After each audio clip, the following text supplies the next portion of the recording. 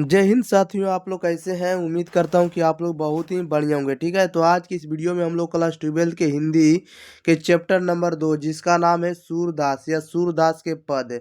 तो इसके आज हम लोग 50 VBI ऑब्जेक्टिव को इस वीडियो में कंप्लीट याद करने वाले हैं। तो आप लोग को वीडियो को शुरू से अंत तक देखना है ताकि आपको जो ऑब्जेक्टिव बतावे आपको हम 100% ऑब्जेक्टिव याद करवा सके। तो आप लोग शुरू से अंत तक बने रहिएगा, किसी भी तरह का दिक्कत होने नहीं देंगे, 100% याद करवा देंगे। चलिए तो शुरू करते हैं, ज़्यादा विलम्ब ना करेंगे। देखिएगा, आपको सिंगल बाय सिंगल क्वेश्चन का आंसर आप लोग 4 से 5 सेकंड के अंदर दीजिएगा और इसका PDF जो आपको टेलीग्राम चैनल पर आपको मिल जाएगा। ठीक है, आप प्रिंट आउट कर निकलवा सकते हैं। किसी भी तरह का समस्या होने पर आप लोग इस नंबर पर मैसेज भी या तो आप फ़ोन भी कर सकते हैं कि सर हमें PDF चाहिए, या जो भी दिक्कत रहेगा आप अपनी समस्या को बता सकते हैं। ओके, 90 65 71 94 39। चलिए तो स्टार्ट करते हैं, ज़्यादा विलम्ब ना करेंगे। क्वेश्चन नंबर 1 में कह रहा है कि सूरदास का जन्म जो है किस वर्ष के आसपास माना जाता है। सूरदास का जन्म किस वर्ष के आसपास माना जाता है। तो सूरदास का जो जन्म है 478 ईस्वी के आसपास माना जाता है। सॉरी, 1478 ईस्वी, 1478 ईस्वी के आसपास जो जन्म है सूरदास का माना जाता है। तो right answer option number A हो जाएगा, A फॉर आलिया हो जाएगा। Okay, next question, question number देखिएगा आप लोग 2 नंबर में कह रहा है कि सूरदास किस गांव के रहने वाले थे। सूरदास जो है किस गांव के रहने वाले थे। तो सूरदास जो है सीही गांव के रहने वाले थे। Right answer option number A हो जाएगा।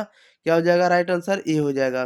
नेक्स्ट क्वेश्चन, क्वेश्चन नंबर देखिएगा 3 नंबर में कह रहा है कि सूरदास के गुरु कौन थे।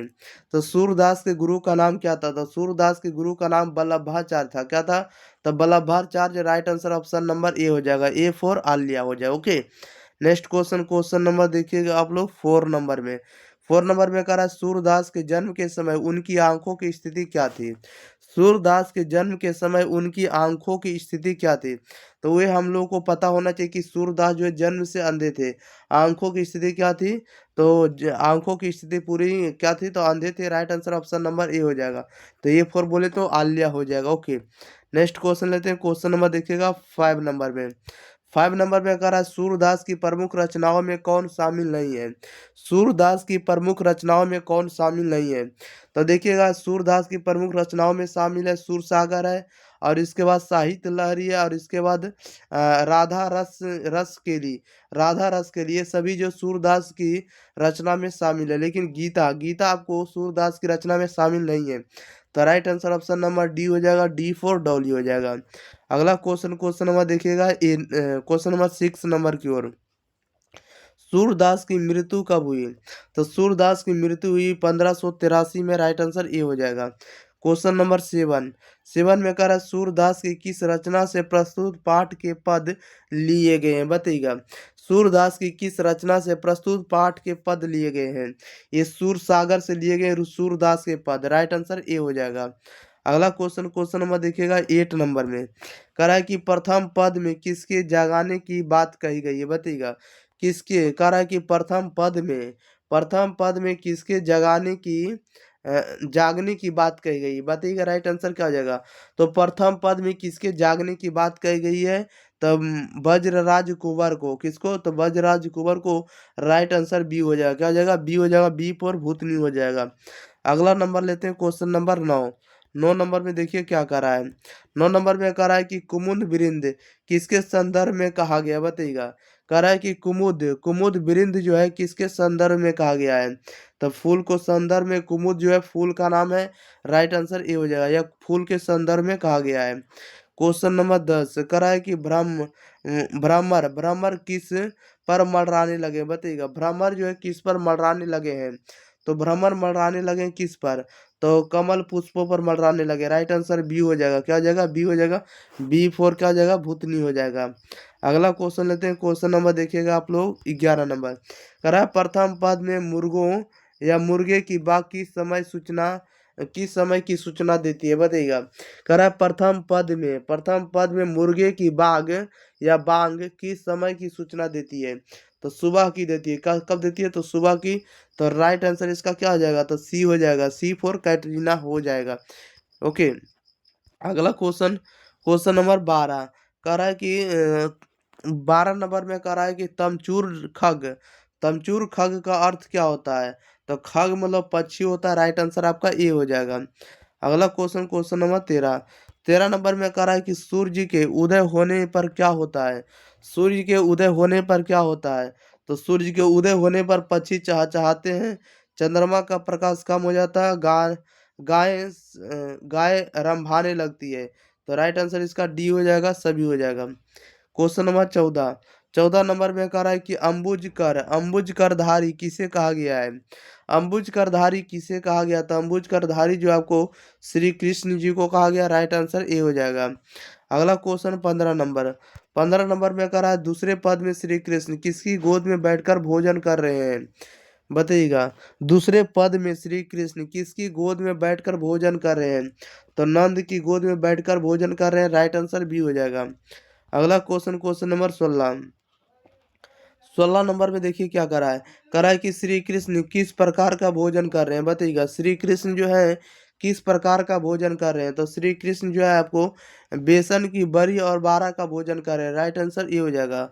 बेसन की बड़ी और बारह का भोजन करें Shri Krishna. Question number 17। 17 number में करा श्री कृष्ण के भोजन का मुख्य आकर्षण क्या है? 17 नंबर का बताइएगा क्या हो जाएगा। श्री कृष्ण के भोजन का मुख्य आकर्षण क्या था? मुख्य आकर्षण जो आपको दही है, क्या दही है, राइट आंसर ये हो जाएगा। Question number 18। 18 में कह रहा है कि मिश्रित करी का अर्थ क्या है? मिश्रित करी का अर्थ क्या होता है? तो मिश्रित करी का अर्थ सॉरी, मिश्रित करी का अर्थ होता है दही में मिश्री मिलाकर, क्या होता है? तो दही में मिश्री मिलाकर, राइट आंसर डी हो जाएगा, D for Dolly. Question number 19 कह रहा है कि सूरदास ने किस प्रकार की छवि का वर्णन किया है जिसे शब्दों में व्यक्त नहीं किया जा सकता है? बताइएगा, सूरदास ने किस प्रकार की छवि का वर्णन किया है जिसे शब्दों में व्यक्त नहीं किया जा सकता है? तो श्री कृष्ण का दही खाना, राइट आंसर आपका ए हो जाएगा। अगला क्वेश्चन, क्वेश्चन नंबर देखिएगा 20 में। 20 में कह रहा है नंद जी के बाद सूरदास किससे भोजन का जूठन मांग रहे हैं? बताइएगा, नंद जी के बाद सूरदास किससे भोजन का जूठन मांग रहे हैं? ये मांग रहे हैं श्री कृष्ण से, राइट आंसर आपका बी हो जाएगा। Next question, question number 21। 21 number में करा प्रथम पद में श्री कृष्ण को जगाने के लिए कौन सी प्राकृतिक घटना का उल्लेख किया गया है? बताइएगा, प्रथम पद में श्री कृष्ण को जगाने के लिए कौन सी प्राकृतिक घटना का उल्लेख किया गया है? तो सूर्योदय का किया गया है, चंद्रमा का मलिन होना का किया गया है, और गाय गाय रंभाना का किया गया, सभी का किया गया, राइट आंसर आपका डी हो जाएगा, क्या हो जाएगा, डी हो जाएगा, राइट आंसर। अगला क्वेश्चन, क्वेश्चन नंबर 22। 22 नंबर में कह रहा है कि अंबुज का अर्थ क्या है? तो अंबुज का जो अर्थ होता है कमल होता है, अंबुज का अर्थ क्या होता है? कमल, राइट आंसर बी हो जाएगा। अगला क्वेश्चन, क्वेश्चन नंबर देखिएगा 23 में। 23 में कह रहा है कि सूरदास के वात्सल्य वर्णन की मुख्य विशेषता क्या है? बताइएगा, सूरदास के वात्सल्य वर्णन की मुख्य विशेषता क्या है? तो इसके मुख्य विशेषता होगा बाल स्वभाव का अद्भुत चित्रण, बाल स्वभाव का अद्भुत चित्रण, राइट आंसर ये हो जाएगा। क्वेश्चन नंबर 24 कह रहा है सूर सागर किस कवि की रचना है? सूर सागर जो है किस कवि की रचना है? तो सूर सागर जो आपको सूरदास की रचना है, राइट आंसर बी हो जाएगा। अगला क्वेश्चन, क्वेश्चन नंबर 25 कह रहा है कि विधु मलिन का अर्थ क्या है? बताइएगा, विधु मलिन का अर्थ क्या होगा? तो विधु मलिन का अर्थ होगा चंद्रमा का मलिन होगा, विधु मलिन का अर्थ क्या होगा? तो चंद्रमा का मलिन होगा, राइट आंसर आपका ए हो जाएगा। Okay, next question, question number लेते हैं हम लोग 26 नंबर की ओर। 26 में कह रहा है कि बछड़ा हितधारी का अर्थ क्या होगा? बछड़ा हितधारी का अर्थ क्या होता है? तो बछड़ा हितधारी का अर्थ होता है गाय दौड़ पड़ी है, कहा क्या हो रही है?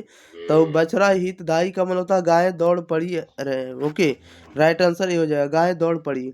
अगला क्वेश्चन, क्वेश्चन नंबर 27 है। 27 नंबर में कह रहा है कि नंद रनिया किसे कहा गया? नंद रनिया किसे कहा गया? नंद रनिया जो है किसे कहा गया? तो यशोदा को, राइट आंसर ये हो जाएगा। अगला क्वेश्चन लेते हैं, क्वेश्चन नंबर 28 से कह रहा है श्री कृष्ण किसके साथ खेल खेल में भोजन कर रहे हैं? बताइएगा, श्री कृष्ण किसके साथ खेल खेल में भोजन कर रहे हैं? तो नंद जी के साथ, राइट आंसर बी हो जाएगा। अगला क्वेश्चन, क्वेश्चन नंबर 29 है। 29 में कह रहा है मिश्रित करी मुख नावत किसका वर्णन करता है? बताइएगा, मिश्री करी मुख नावत किसका वर्णन करता है? तो यह कर रहा है आपको श्री कृष्ण का भोजन करने का ढंग। राइट आंसर आपका ए हो जाएगा। श्री कृष्ण का भोजन करने का ढंग को दर्शाया गया मिश्रित करी मुख नावत, ये इसका वर्णन किया गया। राइट आंसर ए हो जाएगा। क्वेश्चन नंबर 30 में करा कि सो छवि कहत ना बनिया का अर्थ क्या है? बताइएगा। सो छवि कहत ना बनिया का अर्थ क्या है? तो अद्वितीय दृश्य क्या है? तो अद्वितीय दृश्य। राइट आंसर ए हो जाएगा। अगला क्वेश्चन नंबर 31 नंबर में 31 नंबर में करा श्री कृष्ण किस प्रकार के व्यंजन खाते हैं? बताइएगा। श्री कृष्ण जो है किस प्रकार के व्यंजन खाते हैं? तो बरी और बेसन के बाड़े। राइट आंसर आपका ये हो जाएगा। बरी और बेसन के बाड़े। राइट आंसर आपका ये हो जाएगा। अगला क्वेश्चन नंबर 32 में करा है कि जूठन का अर्थ क्या है? तो जूठन का अर्थ होता है बचा हुआ भोजन। बचा हुआ भोजन को हम लोग जूठन कहते हैं। क्या कहते हैं? जूठन। राइट आंसर आपका क्या हो जाएगा? तो ए हो जाएगा। क्या हो जाएगा? ए हो जाएगा।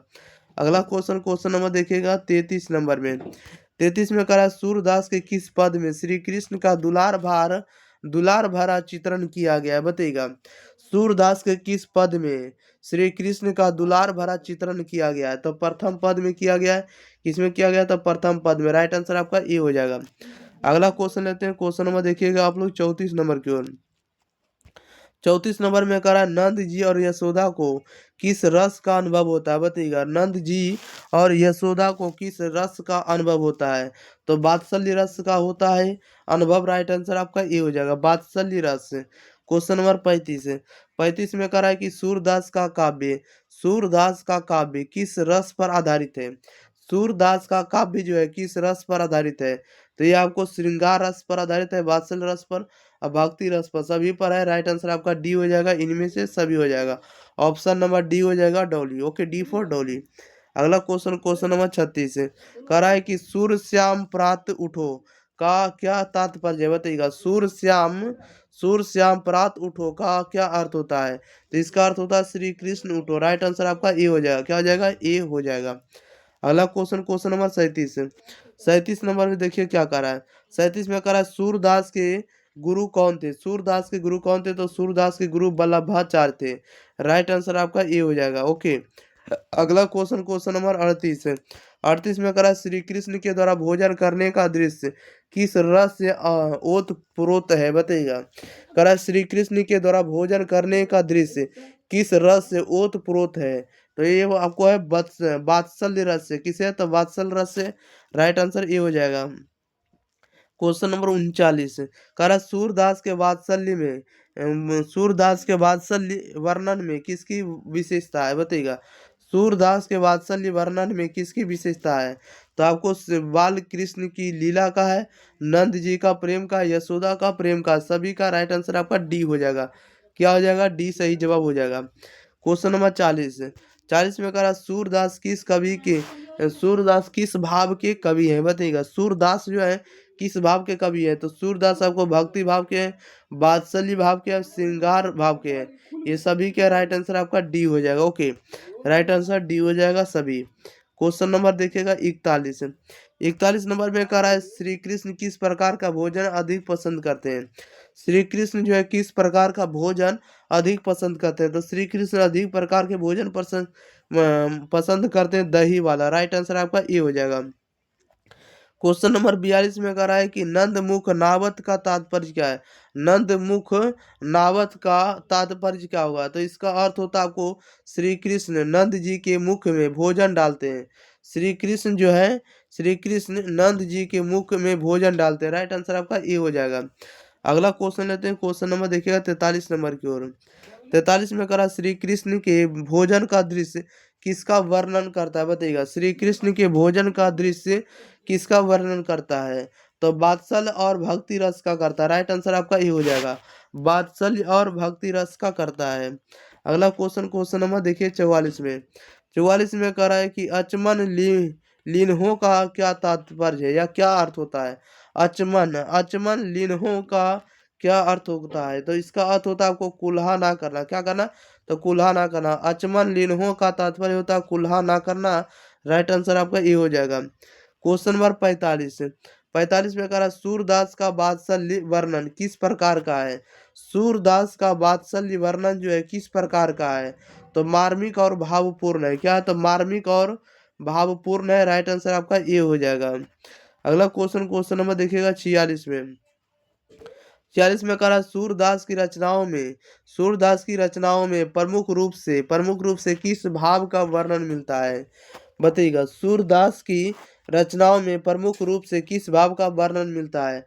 तो वात्सल रस का मिलता है, भक्ति रस का मिलता है, श्रृंगार रस का मिलता है, ये सभी का मिलता है। राइट आंसर डी हो जाएगा सभी का। क्वेश्चन नंबर 47 में कह रहा है कि श्री कृष्ण किस पात्र से दही खाते हैं? बताइएगा। श्री कृष्ण जो है किस पात्र से दही खाते हैं? तो श्री कृष्ण किस पात्र से दही खाते हैं? तो दही की दोनी से। किसे? दही की दोनी से। राइट आंसर आपका ये हो जाएगा। अगला क्वेश्चन लेते हैं। क्वेश्चन नंबर देखिए 48 में। 48 में कह रहा है कि आपुन खात नंद मुख नावत का क्या तात्पर्य? बताइएगा। आपुन खात नंद मुख नावत का क्या तात्पर्य? तो इसका तात्पर्य होता है श्री कृष्ण खुद खाते हैं और नंद जी को भी खिलाते हैं। ये राइट आंसर आपका ये हो जाएगा। अगला क्वेश्चन नंबर 49 में कह रहा है सूरदास का काव्य किस भाषा में लिखा गया है? सूरदास का काव्य किस भाषा में लिखा गया है? तो सूरदास का जो काव्य है ब्रज भाषा में लिखा गया। राइट आंसर आपका ये हो जाएगा। क्वेश्चन नंबर 50 नंबर में कह रहा है सूरदास जी की रचनाओं में श्री कृष्ण के कौन से स्वरूप का वर्णन मिलता है? बताइएगा। सूरदास जी की रचनाओं में श्री कृष्ण के कौन से स्वरूप का वर्णन मिलता है? तो बाल कृष्ण का वर्णन मिलता है। राइट आंसर आपका ये हो जाएगा। क्या हो जाएगा? बाल कृष्ण का वर्णन मिलता है। तो इस वीडियो में आपको 50 ऑब्जेक्टिव था, आपको कंप्लीट करवा दिए हैं। तो इसी के साथ हम लोग मिलते हैं अगले वीडियो के साथ। तब तक के लिए आपका काम रहेगा कि आप लोगों को वीडियो को शेयर कर देना है और दोस्तों के पास शेयर कर देना है, वीडियो को लाइक कर देना है। और साथ ही साथ चैनल के साथ नहीं जुड़े तो चैनल को भी आप लोग जरूर सब्सक्राइब कर जुड़ जाइएगा। ओके।